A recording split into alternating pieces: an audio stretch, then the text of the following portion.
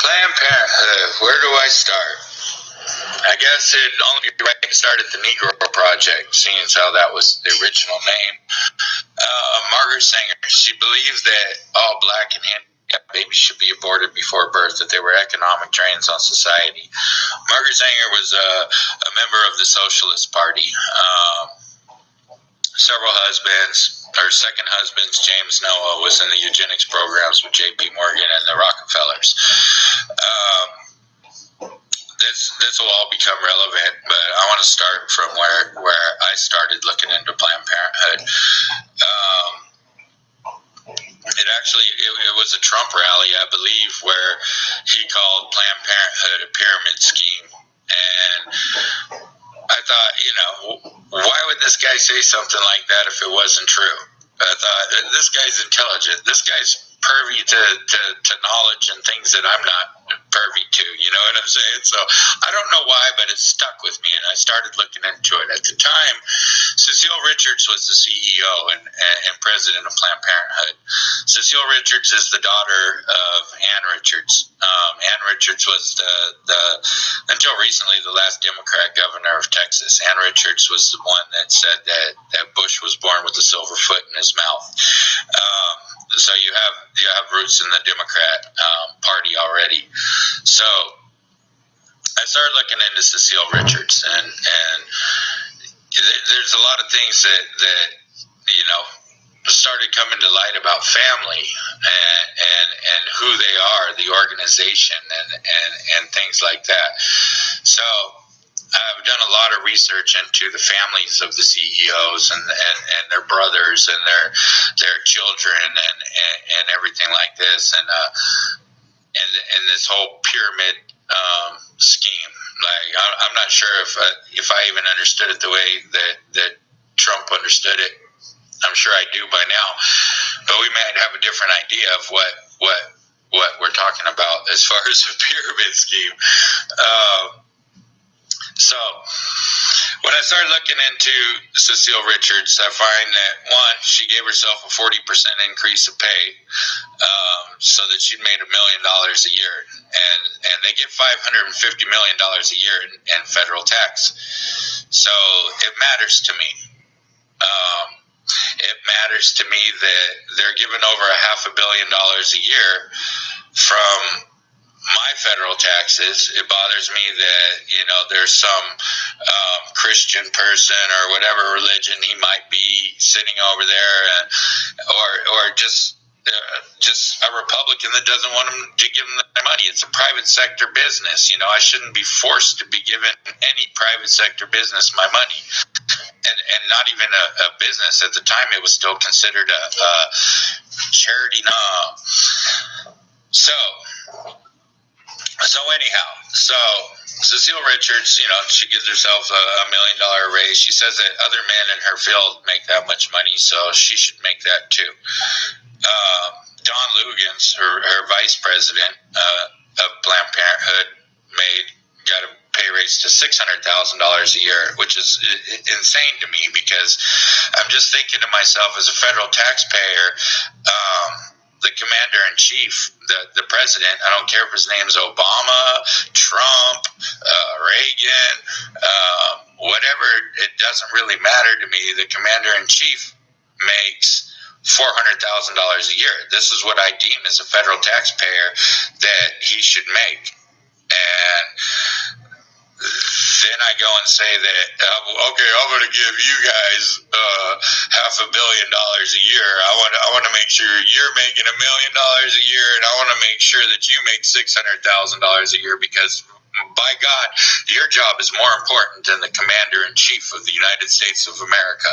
So that's what I did. I made the vice president of Planned Parenthood more successful and valuable than the commander-in-chief. So anyway, when they also get $500 million a year in donations. So it's $1 billion a year corporation at this time, and that's a lot of money. When you consider that Bill Gates was the richest man in the world 20 years ago, and his estimated value was $6 billion. $1 billion in your industry is huge. I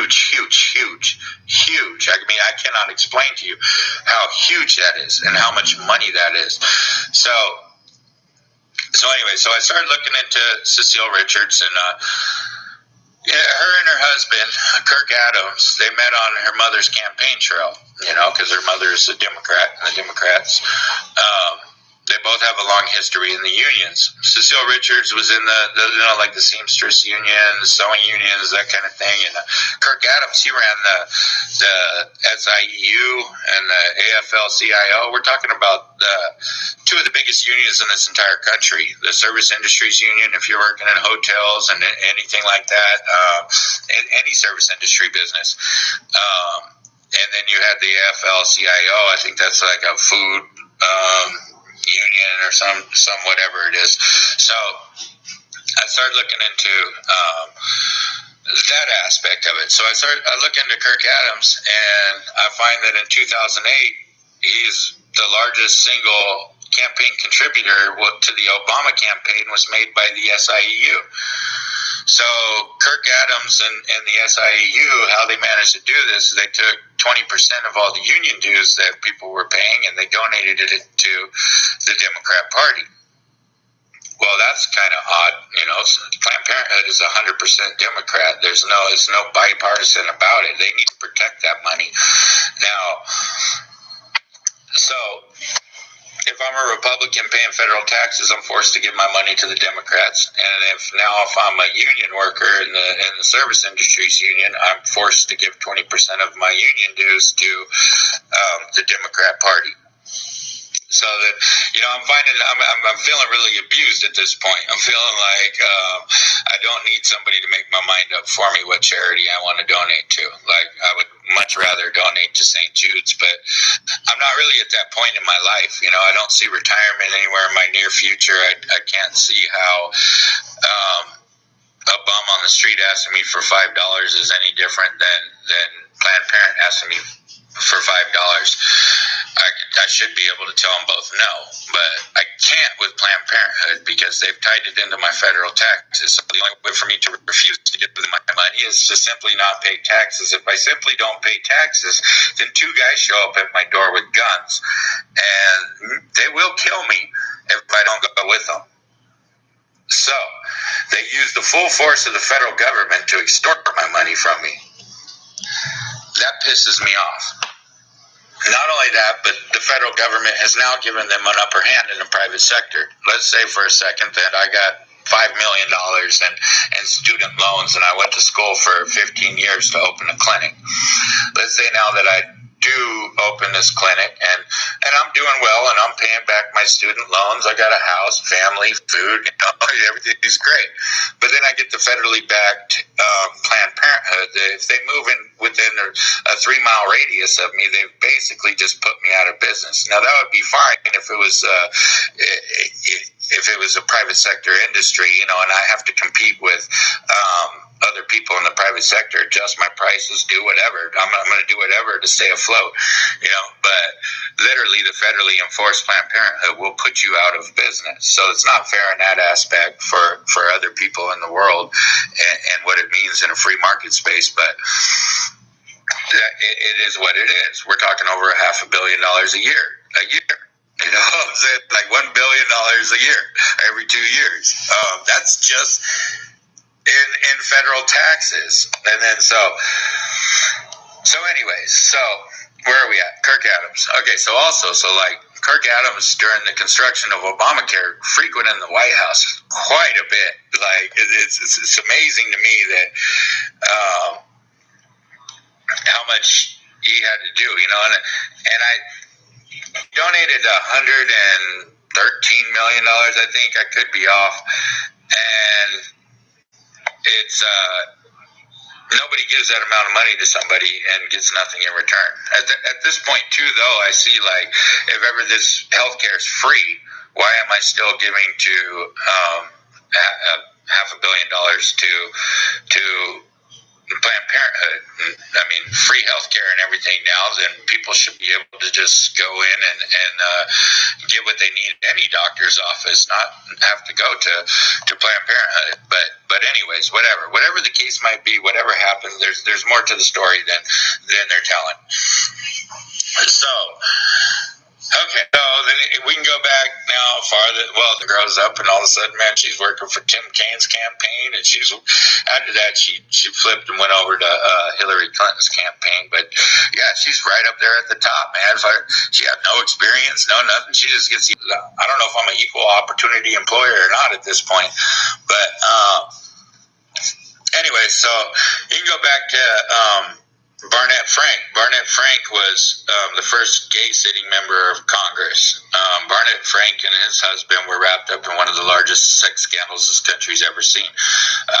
Him and his partner were running a male prostitution ring off of the East Coast. So you can look up all the documents. There's addresses. Was the vice president of Planned Parenthood at the time. I don't remember her name. Meraldo might have been the president, or she might have been Meraldo. I don't remember.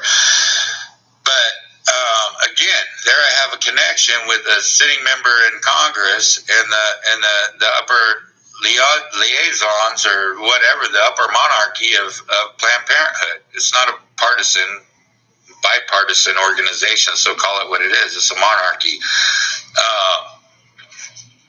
So you start tracing back this thing, and you get to where they're putting up black abortion clinics in black neighborhoods, because they want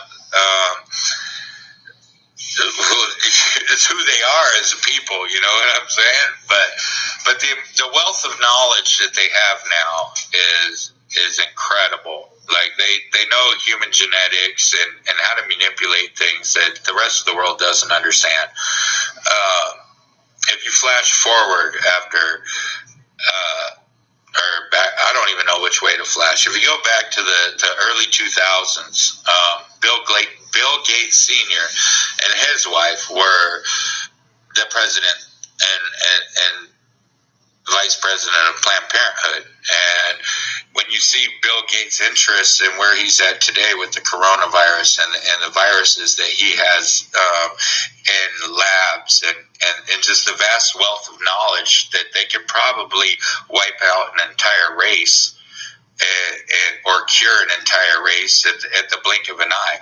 They could probably create a virus like I'm talking way deadlier than coronavirus. That shit's stupid. The wealth of knowledge they have is incredible. I don't think there would ever be a way to beat them. If it really did break off, and that's the whole point. You know what I'm saying? The house needs to be torn down. The foundation of it is built on racism. It needs to be completely torn down, and if it's truly good for the people, then we'll rebuild it together. You know what I'm saying? But right now, what they have, it ain't working. So if you take Dawn Lugans, when she was vice president of Planned Parenthood, she had a communications pack where PAC fund or whatever, and literally they've funneled the money out the back door of this organization. They paid for the campaigns of Elizabeth Warren, Anise Parker, Kristen Sinema. These are all people now that are indebted to them. If you catch my drift, if you get what I'm saying, literally. I want to say that Cory Booker was in there. I'm sure Joe Biden. Kamala Harris is definitely in there. They can afford to do this. Trust me. So, and then the way they affect other things, they advocate on behalf of illegal immigrants in America and stuff like that. That's what they're doing with my money. I'm just saying, as a registered Republican. It's very upsetting to me that my money's extorted to me and given to the Democrat Party just through federal tax. It upsets me that I'm not in the Service Industries Union, but it upsets me that I have people that are, and they're forced to give them their money. It it's upsetting to me that I don't get to choose when I can afford to donate to a charity, and when I can, it's upsetting to me that they've already made my mind up for me, that they've decided for me that this is the charity that I'm going to pay for. And it's not just Planned Parenthood. Habitat for Humanity gets money, federal taxes. I don't know where they sit, bipartisan, partisan, this or that or anything, just that that's Jimmy Carter's brainchild.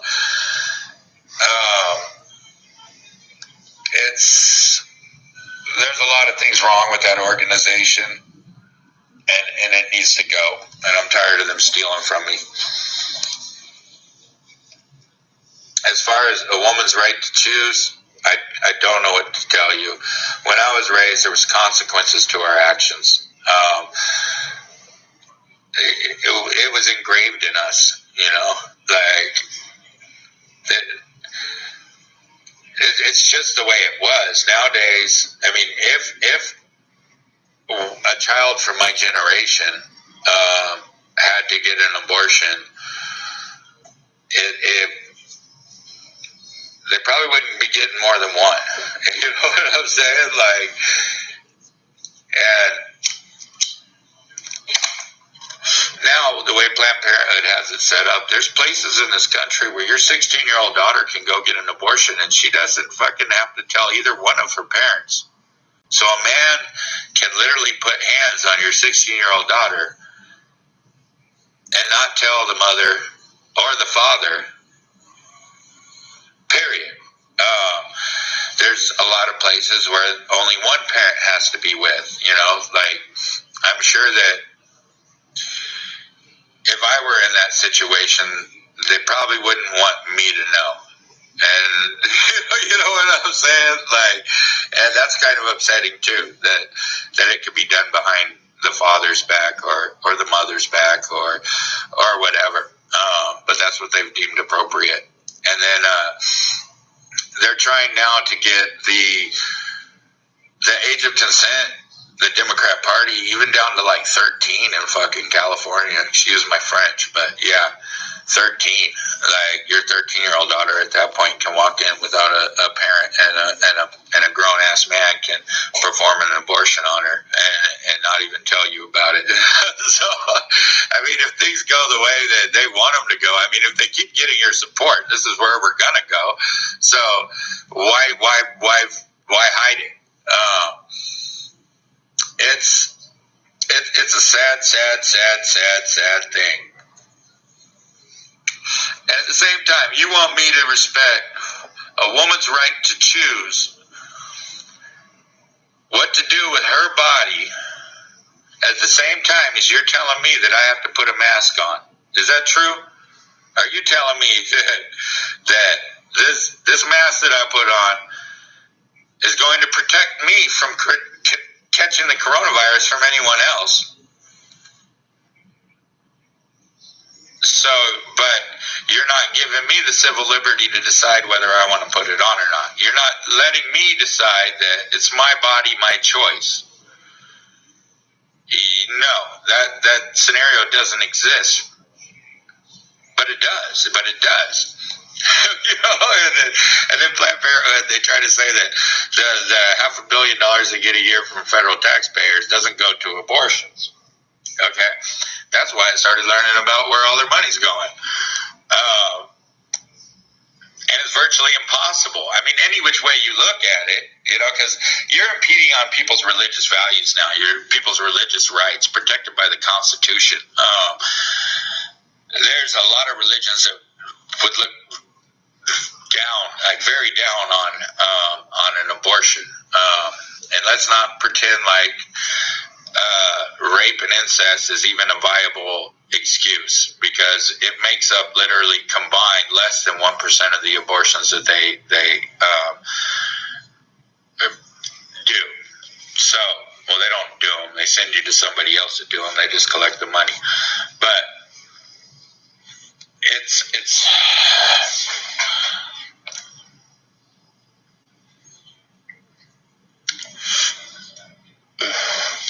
the whole thing is wrong. They've funneled the money out the back door to pay for political campaigns. They've paid a lot of money getting people into higher places in office in Congress and everything else to protect that money that they're getting in. It's a huge amount of money. They're very, very, very, very powerful. And it's upsetting that people don't see it.